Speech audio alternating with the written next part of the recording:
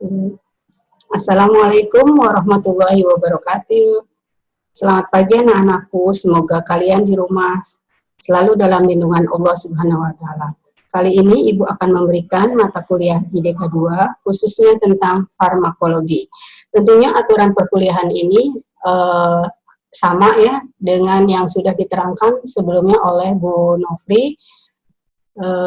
Jadi Ibu hanya tinggal melanjutkan, tidak menerangkan secara detail lagi dari sistem SKS dan lamanya pembelajaran, karena prinsipnya adalah sama ya, dan prosedurnya sama, yaitu diantaranya yang terpenting kuliah kali ini adalah karena sistem daring adalah kalian mengisi daftar absen terlebih dahulu dan Ibu berikan waktu selama 15 menit.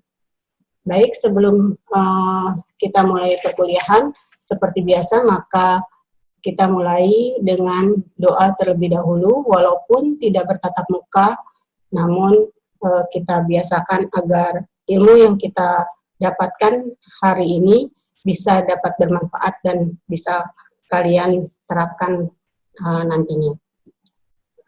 Kita mulai doa menurut agama masing-masing. Berdoa mulai. Doa selesai. Oke, bismillahirrahmanirrahim.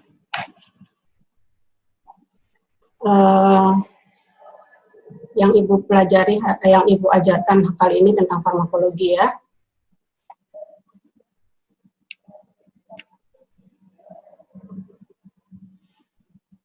Dalam ilmu farmakologi, maka kalian di sini yang terpenting nanti adalah hasil akhirnya kalian bisa mengerti tentang pokok pembahasan pertama, yaitu definisi daripada farmakologi itu sendiri, ya, pengertian secara keseluruhannya, kemudian konsep daripada farmakologi, kemudian kalian juga harus mengerti tentang penggolongan obat-obatan, kemudian kalian juga mengerti indikasi daripada obat itu, kontraindikasinya, efek samping obat tersebut harus paham betul ya.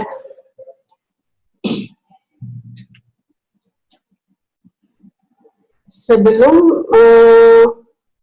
farmakologi ini ya, sebetulnya kan berhubungan dengan permasalahan tentang obat ya, obat. Maka kalian harus tahu dulu sejarah tentang obat ini. Dari zaman dahulu kala, manusia itu dihadapkan oleh masalah kesehatan, ya. Jika dirinya sakit, maka secara otomatis dia mencari pengobatan. Dan pada zaman dulu itu pengobatan hanya berdasarkan secara intuisi, ya. Artinya ada yang secara pengalaman empiris, ada juga yang berdasarkan rasional, ya. Nah, sejarahnya sebelumnya pada tahun 400 tahun yang lalu sebelum Masehi, itu ada sekolah kedokteran di Yunani yang salah satunya adalah alumni bernama Hippocrates. Dia memperkenalkan pengobatan yang lebih rasional dan etis. Dan pada tahun 1240, Kaisar Frederick II memberikan maklumat kepada rakyatnya tentang pemisahan kedokteran dan farmasi dengan tujuan agar masyarakat mendapatkan perawatan medis yang layak dan memperoleh obat yang cocok yang dapat dipertanggungjawabkan.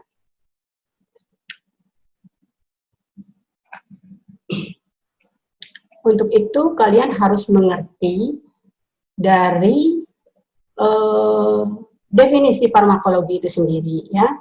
Farmakologi berasal dari dua kata, yaitu farmakon ya dan logos. Dua kata ini berasal dari bahasa Yunani yang di mana farmakon artinya adalah obat, sedangkan logos adalah ilmu. Dan kalau kita definisikan, disatukan ya, farmakon, logos menjadi suatu kata menjadi farmakologi, sedangkan gi itu adalah suatu ilmu, maka definisi farmakologi dapat diartikan sebagai ilmu yang mempelajari pengetahuan tentang obat khususnya yang berkaitan dengan pengaruh sifat fisika, kimia terhadap tubuh kita, respon bagian-bagian tubuh terhadap sifat obat tersebut, dan nasib yang dialami obat di dalam tubuh kita, serta kegunaan obat tersebut bagi kesembuhan. Nah, ada istilah-istilah yang terkait dengan farmakologi tersebut, diantaranya yaitu kalian harus mengerti juga yang dinamakan, karena berkaitan ya, di dalam farmakologi itu pasti berkaitan nama-nama di sini ya. Jadi konsepnya dari farmakologi itu adalah diantaranya dia ada yang namakan dengan farmakodinamika, farmakokinetika, toksikologi, farmakoterapeutika, farmakognosi, atau biofarmasi. Ya. Yang dimaksud dengan farmakodinamika merupakan ilmu yang mempelajari efek biokimia dan fisiologi obat serta mekanisme kerjanya. Jadi pengaruh respon obat terhadap tubuh kita. Ya. Nah, pengaruh obat terhadap tubuh kita itu, efek obatnya itu meliputi misalkan indikasinya, harus ada indikasi, ya, kontraindikasi, toksisitas, dan efek samping. Untuk farmakokinetika, ya, itu dapat diartikan sebagai ilmu yang mempelajari tentang bagaimana obat itu diperlakukan oleh tubuh kita, ya. Jadi artinya segala proses yang dilakukan oleh tubuh terhadap obat melalui proses yang kita sebut singkat adalah ADP. A adalah absorpsi, D-nya distribusi, M-nya metabolisme, dan E-nya ada ekskresi atau sekresi. Ya. Dimana di dalamnya termasuk dibahas tentang ketersediaan bahan aktif obat di dalam tubuh yang kita sebut dengan bioavailabilitas. Absorpsi obat, contoh ya, kalau kita bicara tentang absorpsi obat, kenapa ada obat yang diberikan sebelum dan sesudah makan? Ini mempengaruhi dari kerja absorpsi obat tersebut, di mana contohnya absorpsi obat yang di lambung, karena di lambung ini menghasilkan dari ada semacam zat ya, namanya HCl, maka jika dia bercampur dengan obat yang mempunyai reaksi dengan asam tersebut, menyebabkan gangguan di lambung. Oleh karenanya obat tersebut biasanya diberikan sesudah makan. Nah, jadi memang obat-obatan ini harus tahu karakteristik daripada masing-masing jenis obat tersebut, proses kerjanya. Ya. Biotransformasi obat ini sebagian besar sebetulnya pada dasarnya kebanyakan terjadi di hepar, terutama dilakukan oleh enzim mikrosomal untuk mengurangi toksisitas, tujuannya mengurangi toksisitas ya, dan ekskresi. Reaksi kimia yang terjadi di dalam biotransformasi dapat dibedakan ke dalam dua golongan, yaitu ada reaksi sintetik atau konjugasi yang dapat mengurangi toksisitas, di mana reaksi ini memerlukan ATP sebagai sumber energi. Yang kedua, adanya suatu reaksi non-sintetik berupa oksidasi, reduksi, dan hidrolisa. Reaksi ini memerlukan NADPH, ya, singkatan dari N-nya nikotinamid, A-nya adenin, D-nya dinukleotid, P-nya fosfat, H-nya hidrogen. Tadi kita belajar dari absorpsi ya, absorpsi, distribusi, kemudian ada ekskresi. Nah, masalah ekskresi obat ini adalah artinya pengeluaran. Jadi obat ini dikeluarkan oleh organ tubuh kita. Di antaranya ada obat-obatan yang pola kerjanya dikeluarkan melalui ginjal, ya. Ada juga yang dikeluarkan melalui hepar, ya. terus kemudian pulmo atau paru, bisa lewat kelenjar ASI, kelenjar keringat, kelenjar ludah, atau anus feses ya. Nah ini seperti gambaran yang kamu lihat dari di PPT ya. Jadi gambarannya seperti ini. Jadi obat ya, proses obat yang terjadi di dalam tubuh, jadi mengalami suatu proses dulu. Jadi obat masuk, kemudian diabsorpsi, kemudian didistribusikan, terjadi proses metabolisme atau biotransformasi, baru diekskresikan. Ya.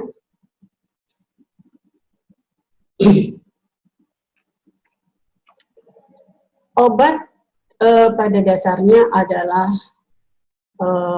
suatu sediaan atau bahan tunggal atau campuran yang digunakan oleh semua makhluk untuk bagian dalam maupun luar, guna mencegah, meringankan, maupun menyembuhkan penyakit. Dan efek obat tersebut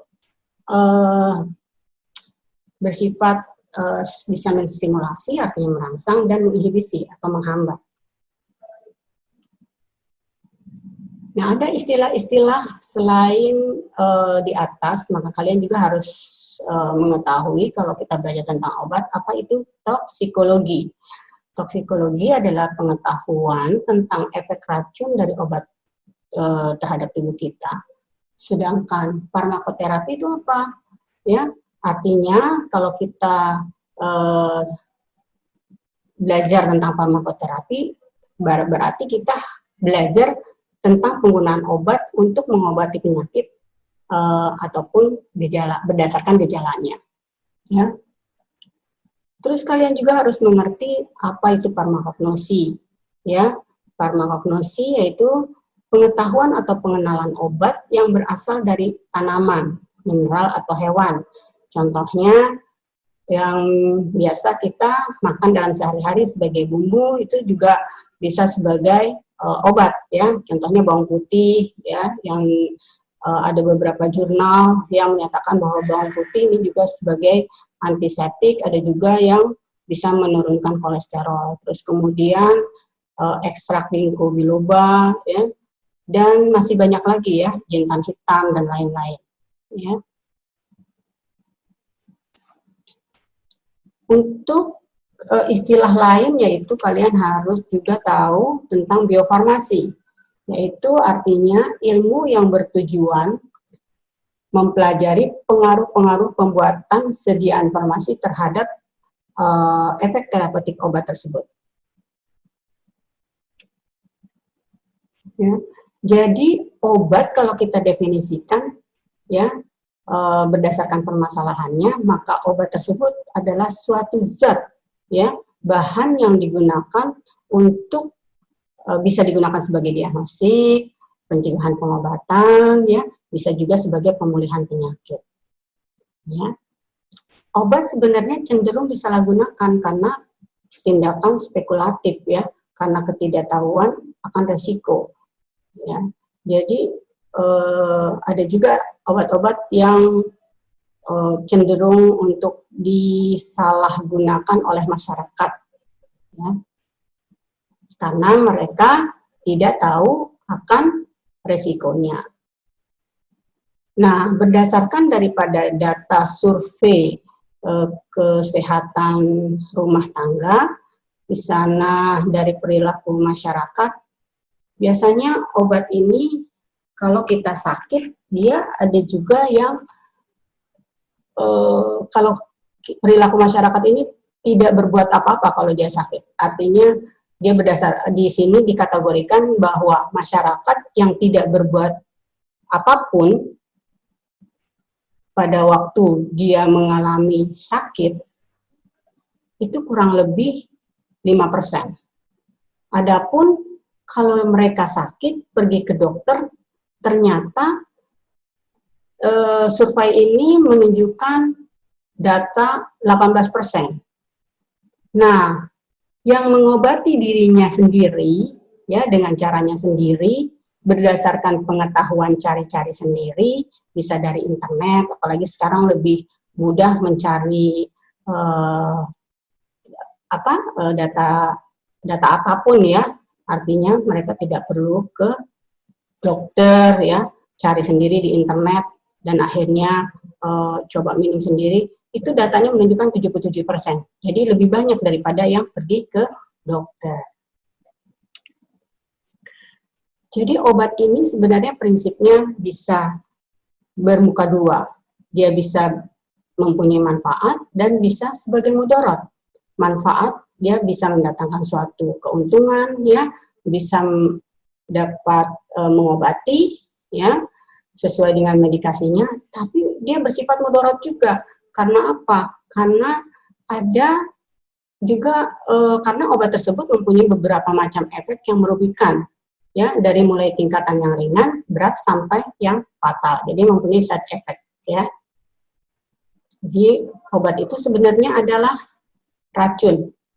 Namun dia aman bila digunakan harus sesuai dengan kaidah hukum atau farmakologi. Ya, sumber obat tersebut bisa berasal dari tumbuhan, hewan, mineral, sintesis, mikroba atau fungi. Ya, kalau yang sintesis ini adalah diproses, ya, diproses terlebih dahulu, tapi asalnya bisa dari tumbuhan, hewan atau mineral. Jadi dia bisa sintesis ini sifatnya kimia, ya, kayak obat medis, ya. Obat dengan demikian dapat kita katakan bisa bagaikan ibarat madu di tangan kanan dan racun di tangan kiri, karena dia bersifat bisa tadi sebagai obat, ya, bisa bermanfaat, dan bisa juga dia bisa bersifat racun, ya. Namun obat tersebut merupakan suatu kebutuhan yang primer, kebutuhan dasar bagi masyarakat. Oleh karenanya obat tersebut harus diawasi oleh suatu badan pengawasan yang kita sebut dengan Direktorat Jenderal Pengawasan Obat dan Makanan, atau Badan Pengawasan Obat dan Makanan yang kita sebut dengan Badan POM. Cara-cara pengobatan ini bisa dilakukan secara preventif dan kuratif. Preventif itu berarti pencegahan, bisa dilakukan dengan cara artinya tanpa obat-obatan, ya, melakukan PHBS, ya, melakukan higienis, ya, bisa melakukan diet, ya, terus kemudian tadi contohnya misalkan imunisasi atau vaksinasi. Ya, kalau dengan pengobatan bisa dengan cara ada dua kategori, yaitu farmakoterapi dan non farmakoterapi. Ya, farmakoterapi ya diantaranya tadi pengobatan dengan obat.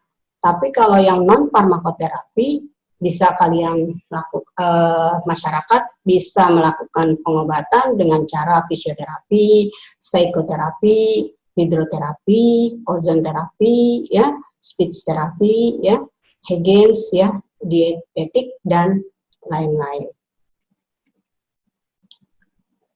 Untuk penggolongan obat ada beberapa dibagi atas beberapa kategori, yaitu yang pertama penggolongan obat berdasarkan tujuan terapinya. Jadi obat itu bisa digunakan sebagai obat diagnosis, bisa sebagai farmakodinamis, bisa sebagai kemoterapeutik, dan sebagai obat substitusi. Yang kedua, obat berdasarkan penggolongan dari izin edarnya, karena di sini ada pembatasan pemakaian di pasaran, ya, yaitu berdasarkan Permenkes 949, ya, per 6 tahun 2000. Dibagi atas golongan ada obat bebas terbatas, ada obat keras, ada obat psikotropika, ada obat narkotika. Ya, di mana obat bebas terbatas ini ada kita sebut dengan berdasarkan Permenkes ini sebut daftar W. W berasal dari kalimat bahasa Belanda, waarschuwing.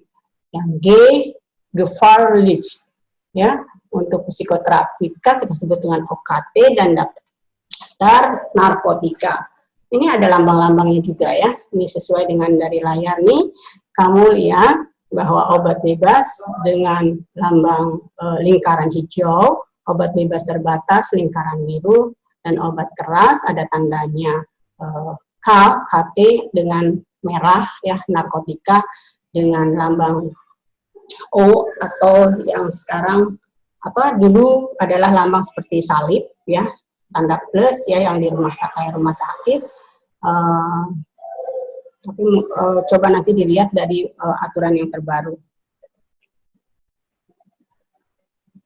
Kemudian ada penggolongan obat berdasarkan ketentuan nama dalam perdagangan.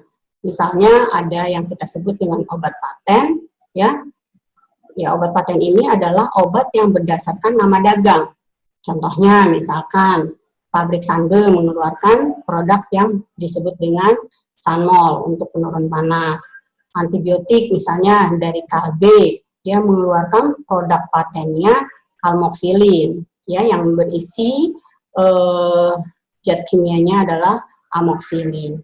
Ya, kemudian ada yang kita sebut dengan obat generik. Jadi obat generik ini adalah obat yang dianjurkan oleh pemerintah ya, dipasarkan dengan nama bahan aktif atau nama kimia.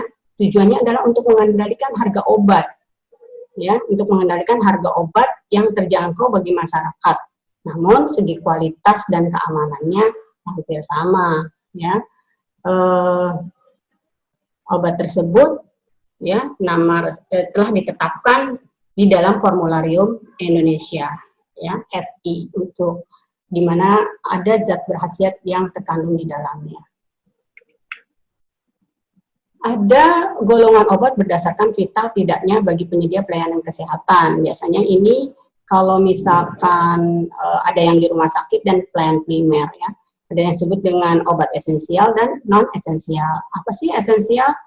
Esensial ini adalah merupakan drug of choice, jadi obat pilihan yang berdasarkan kalau di fasilitas kesehatan primer itu kita membuat buku yang disebut dengan DON, Daftar Obat Esensial Nasional. Sedangkan kalau di rumah sakit ya, membuat namanya formularium rumah sakit, ya, daftar bukunya formularium rumah sakit, ya. Di luar daripada itu disebut obat non esensial. Juga kalian juga harus mengerti juga ada istilah-istilah khusus yang kita sebut dengan obat jadi, obat asli, obat tradisional. Jadi kalau obat asli yaitu obat dalam keadaan murni atau campuran dalam bentuk serbuk, tablet, pil, kapsul, suppositoria, cairan, salep, atau bentuk lainnya. Sedangkan obat asli yaitu obat yang didapat langsung dari bahan-bahan alami Indonesia, terolah secara sederhana. Dan obat tradisional yaitu obat yang didapat dari bahan alami, mineral, tumbuhan, atau hewan, terolah secara sederhana atas dasar pengalaman dan digunakan dalam pengobatan tradisional. Ya, contohnya apa? Ya, tadi yang dibilang ya, dari tumbuh-tumbuhan. Contohnya misalkan jahe, ya, terus kemudian aloe vera, ya, atau daun kelor, ya, dan masih banyak lagi. Obat itu mempunyai pengaruh obat loh di dalam tubuh ya, di mana obat dapat mempengaruhi baik secara keseluruhan sebagian atau sebagian kecil dari sistem tubuh kita. Obat yang mempengaruhi sebagian besar dari sistem tubuh ini yang kita sebut dengan obat sistematik. Sedangkan cara kerja obat itu sendiri yaitu mempunyai cara kerja. Pertama, dia merangsang atau stimulasi. Dia ada juga yang menekan atau depresi fungsi spesifik dari sel tubuh. Yang kedua, bisa obat tersebut untuk membunuh atau menghambat aktivitas sel-sel asing. Yang ketiga, dia bisa menimbulkan aksi spesifik dan non-spesifik. Yang keempat, obat tersebut cara kerjanya untuk mensubstitusi zat-zat tertentu yang diperlukan oleh tubuh. Cara kerja obat tersebut dipengaruhi oleh faktor-faktor yang mempengaruhi di dalam tubuh kita. Jadi faktor-faktor kerja obat tersebut di dalam tubuh itu mempengaruhi daripada berat badan kita, terus umur kita berapa, jenis kelamin, serta kondisi patologi. Ya, ada berbagai istilah tentang pengaruh atau efek obat di sini, yaitu kalian harus tahu juga artinya pengaruh adiktif itu apa, ya.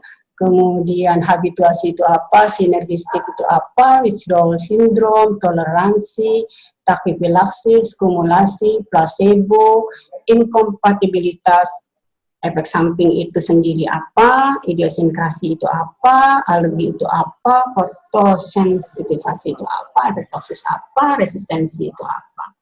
Kalau dijelaskan satu persatu itu jadi terlalu panjang. Jadi nanti kita akan diskusi di dalam WA saja ya. Mekanisme kerja obat sendiri, itu sendiri pada dasarnya ya bersifat fisika, kimia, ya. Juga dia merupakan suatu proses metabolisme dan juga mempunyai sifat kompetisi saingan.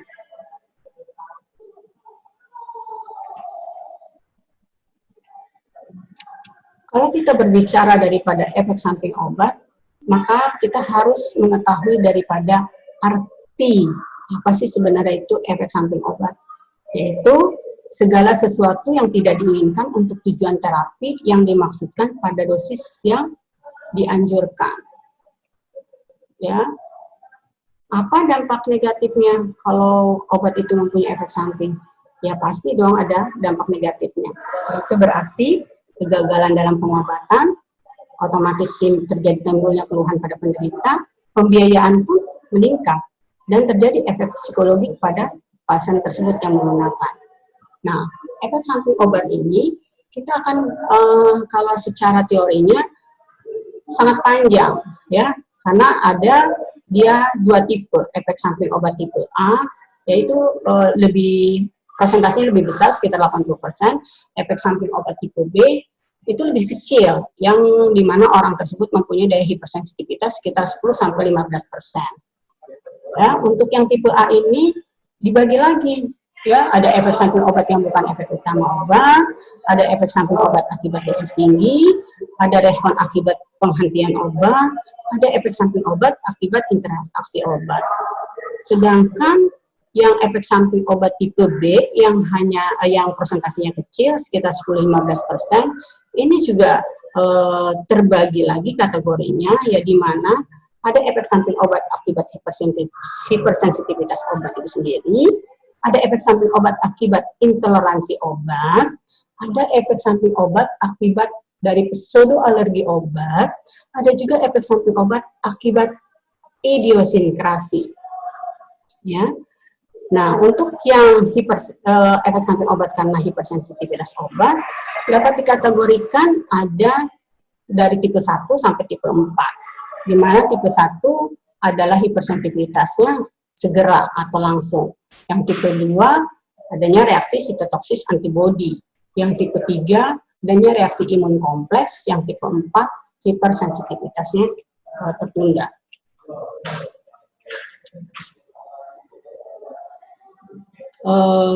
Kemudian kita juga harus belajar kalian harus tahu juga mengerti dari takaran obat yang kita sebut dengan dosis. Jadi dosis obat ini secara posologi dapat dibedakan atas dosis minimalis, dosis terapi, dosis maksimalis, dosis toksikalis, dan dosis letalis. Ya, dosis minimalis adalah dosis terkecil yang digunakan sebagai terapi. Dosis terapi merupakan sesuai dengan terapi. Jadi ada nanti dosis yang digunakan sesuai dengan diagnosis penyakitnya. Dosis maksimalis ada dosis terbesar yang digunakan sebagai pengobatan. Dosis toksikalis adalah dosis yang bisa menyebabkan toksis, keracunan. Sedangkan dosis letalis adalah dosis yang dapat menyebabkan kematian. Ya. Ada 6 hal yang harus diperhatikan dalam pemberian obat, terutama di sini kalian sebagai peran sebagai perawat, maka pemberian obat ini harus hati-hati. Di antaranya kalian harus melewati pemberian obat ini harus melewati 6 tahap ya. Artinya kamu memberikan obat harus benar nggak sih pasiennya, jadi tepat pasien, tepat obat, tepat waktunya, tepat dosis, tepat rute, sama tepat dokumentasi. Artinya bahwa obat ini pada waktu diberikan harus tahu betul namanya sesuai dengan resep tersebut. Jadi dicek ya. Kemudian tepat obat, artinya nama obat tersebut sesuai enggak dengan resepnya. Jadi dicek, dibaca terlebih dahulu. Jangan kalian langsung memberikan, karena bisa saja terjadi kesalahan daripada nama obat tersebut. Karena obat itu banyak sekali yang mirip-mirip namanya, ya. Tepat waktunya itu harus tepat dan sesuai. Misalkan dokter memberikan resep pada waktu jam 12, namun kalian memberikan obat 2 jam lebih lambat, ya. Nah, itu nanti mempengaruhi daripada kerja obat tersebut, sehingga akan mempengaruhi daripada proses penyembuhan pasien. Tepat dosis, di sini artinya dosisnya harus sesuai, ya. Jadi harus sesuai dengan dosis yang diberikan, yang dianjurkan oleh dokter. Tepat rute, cara pemberiannya ini berarti harus sesuai. Jadi kalau misalkan diberikan harus intravena, ya intravena, jangan intramuskuler. Ya, ini pernah kejadian loh, ya, bahwa cara pemberian obat ini memang betul-betul kalian harus teliti, ya. Kemudian setelah kalian sudah siap semua, maka apa yang kamu kerjakan harus didokumentasikan. Nah, cara untuk pemberian obat ini kalian juga harus paham bahwa obat itu banyak macamnya, ya. Ada yang diberikan secara peroral, artinya per os, ya. Kemudian per enteral, artinya ya. Kemudian ada obat yang diberikan secara sublingual, ada obat yang diberikan secara parenteral atau injeksi. Yang injeksi ini bisa secara intramuskuler, secara subkutan, intravena, intratekal, intrakutan, ya. Terus kemudian bisa secara perinhalasi, aural, rektal intravenal, ya, intranasal, dan sebagainya.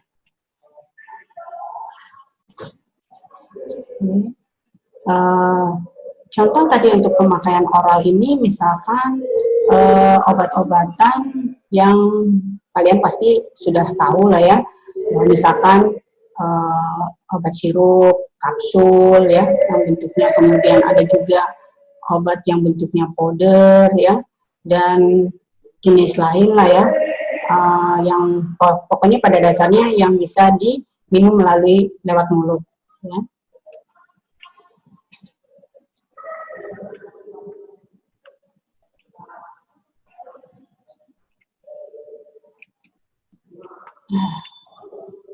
Masya Allah, ini ya gagal lagi ya. Edit sendiri ya nanti Mas. Pemberian obat selain oral di sini kalau kita artikan ada intravena, intraarteri ya, intrakardiak, intraspinal atau intratekal, intraseus, intraartikular, ada intrasinovial, intrakutan, subkutan, intramuskular ya, lewat otot ya, intraperitoneal. Nanti dilihat saja ya dari slide-nya ya. Kalau tidak mengerti nanti kita diskusi lewat WA.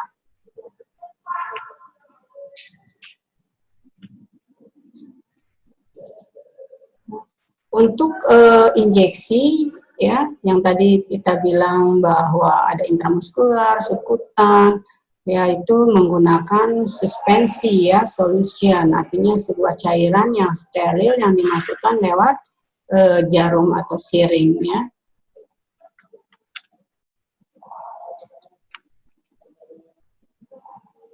Nah, kalian bisa lihat dari gambar nanti di situ bagaimana cara penyuntikan subkutan ya. Itu di bawah kulit ya. Contoh yang subkutan ini misalkan pada pasien-pasien contohnya vaksinasi ya, BCG, terus kemudian penyakit diabetes yang biasanya suntikan dengan menggunakan insulin.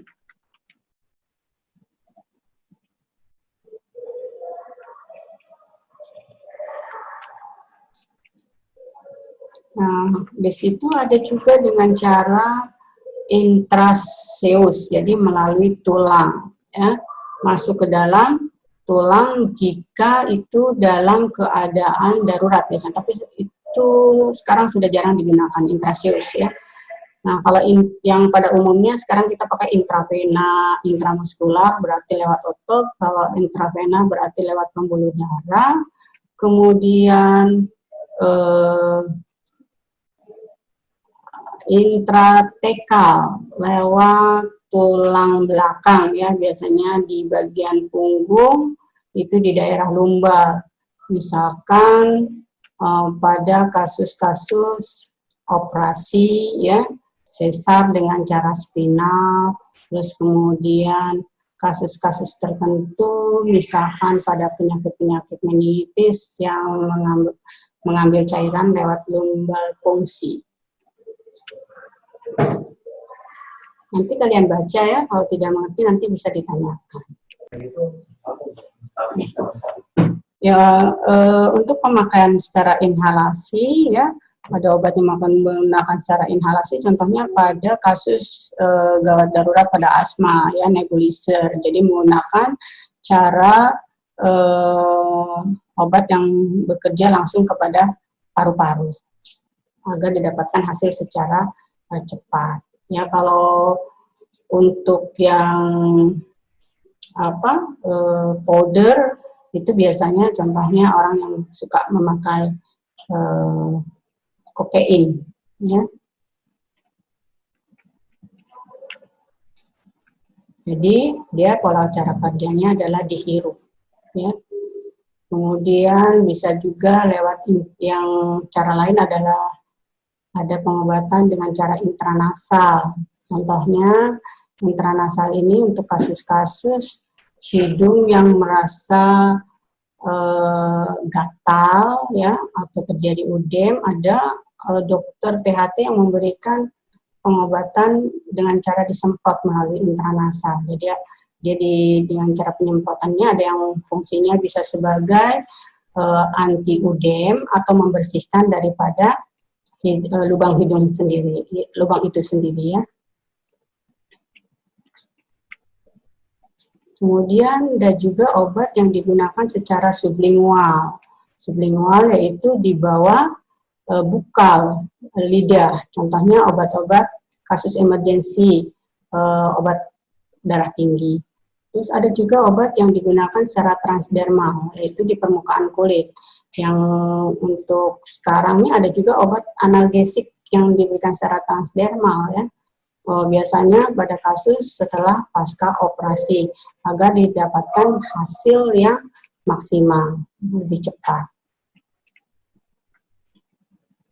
Kemudian ada juga obat yang diberikan dengan cara konjungtival, artinya lewat mata ya. Jadi obat tetes mata. Terus ada juga yang sebagai oral, artinya lewat tetes telinga. Ya. Pada prinsipnya khasiat obat itu mempunyai 4 sifat, ya. Artinya dia bisa menyembuhkan sebagai kuratif, mengurangi rasa sakit, menyembuhkan, mencegah atau timbulnya penyakit, dan sebagai kesehatan. Ya. Nah, kalau kita sudah mengenal, kalian mengenal obat-obatan, berarti kalian sebagai peran perawat ini harus juga mengenal resep ya, tentang resep ya. Apa itu resep? Ya, resep itu biasanya didefinisikan sebagai permintaan tertulis dari seorang dokter, baik itu dokter gigi, dokter hewan, yang diberi izin berdasarkan peraturan undang-undang yang berlaku diberikan pada apoteker sebagai pengelola apotek untuk menyiapkan atau membuat, meracik, dan menyerahkan obat itu kepada pasien. Nah, dalam resep tersebut, maka kalian juga harus mengecek ya, apakah resepnya ini lengkap, ada nama, alamat, nomor izin praktek dokternya, ya, terus ada tanggal penulisan resepnya, terus kemudian ada tanda R, ya, terus kemudian ada nama obatnya, ya, serta komposisinya, ada aturan pemakaiannya, ada tanda tangan, ya, terus kemudian ada nama alamat pemilik, ya, pemilik untuk resep dokter, ya, terus kemudian ada tanda paraf dokter tersebut, kemudian ada nama pasien, ada nomor MR biasanya kalau di rumah sakit, kemudian ada tanggal lahir pasien, ya. Jadi harus kalian teliti apakah itu sudah mencakup semua atau belum. Nah, ini kemudian di layar contoh resep. Kemudian kalian juga harus bisa membaca daripada resep itu sendiri, istilah-istilah resep, ya. Di sini kamu tinggal nanti dihafalkan saja, ya. Dilihat dari PPT. Kalau yang tidak mengerti nanti bisa ditanyakan oleh WA di grup WA, ya. Nah, jadi kesimpulannya bahwa obat itu tidak begitu saja untuk didapat, karena pada prinsipnya obat adalah sesuatu sebetulnya yang mempunyai dampak efek samping. Jadi obat itu bukan kita kategorikan sebagai obat yang aman. Aman bila dia diketahui secara pasti cara penggunaannya. Jadi tidak boleh sembarangan meminum obat. Kalau kita tadi kita sudah mengenali obat, karena obat itu pada dasarnya kita anggap sebagai sesuatu yang dapat membahayakan, maka kita tidak boleh sembarangan untuk membiasakan minum obat. Oleh karenanya diharapkan kita harus mempunyai kesehatan yang harus dijaga dalam kehidupan sehari-hari. Oleh karenanya peran daripada perawat ini harus memberikan edukasi kepada masyarakat tentunya, ya, agar masyarakat bisa hidup sehat, ya, dan tanpa menggunakan obat secara sembarangan. Ya, faktor mempengaruhi kesehatan masyarakat ini menurut teori Bloom, yaitu mempengaruhi daripada dia lifestyle hidup seseorang, ya, terus kemudian tergantung daripada genetikanya, terus kemudian lingkungannya, terus kemudian pelayanan kesehatan tersebut. Sebenarnya penyakit itu pada dasarnya dipengaruhi oleh faktor luar dan faktor dalam. Jadi kalau faktor luar kan bisa dari cuaca, makanan, minuman, bakteri, virus, ya, bisa juga faktor di luar tersebut, misalnya kecelakaan. Sedangkan kalau faktor dalam, ya, dari perilaku kehidupan kita, misalnya emosi dan kejiwaan serta bawaan kita. Ya. Ada 4 macam penyakit di sini, yaitu ada penyakit infeksi, ada penyakit degeneratif, ada penyakit karena cedera, dan penyakit di luar tersebut. Ya, penyakit infeksi ya berarti penyakit yang mudah menginfeksi, yang mudah tertular, contohnya TBC, ya. Terus kemudian atau penyakit yang lain. Kemudian kalau penyakit non-infeksi dikategorikan adalah penyakit degeneratif, contohnya hipertensi, diabetes, penyakit kanker, ya, epilepsi, dan lain-lain. Bahkan kalau penyakit yang karena cedera, misalnya karena kecelakaan, karena terbakar, dia jatuh, bisa karena terkilir, atau tersengat listrik, ya, intinya karena kecelakaan. Kalau ada juga penyakit lain yang diantaranya misalkan karena faktor genetika, ya, bisa juga karena pengaruh lingkungan dan polusi, atau penyakit karena imunitas. Jadi yang paling diperhatikan di sini peran sebagai perawat harus menerapkan perilaku hidup sehat dan maksudnya memberikan edukasi kepada masyarakat agar mempunyai perilaku hidup sehat. Ya, yang mungkin di sini perilaku hidup sehat itu adalah lifestyle seseorang, di mana sebenarnya sini pemerintah sudah melakukan namanya yang kita sebut dengan Germas Gerakan Masyarakat atau PHBS, ya, perilaku hidup bersih.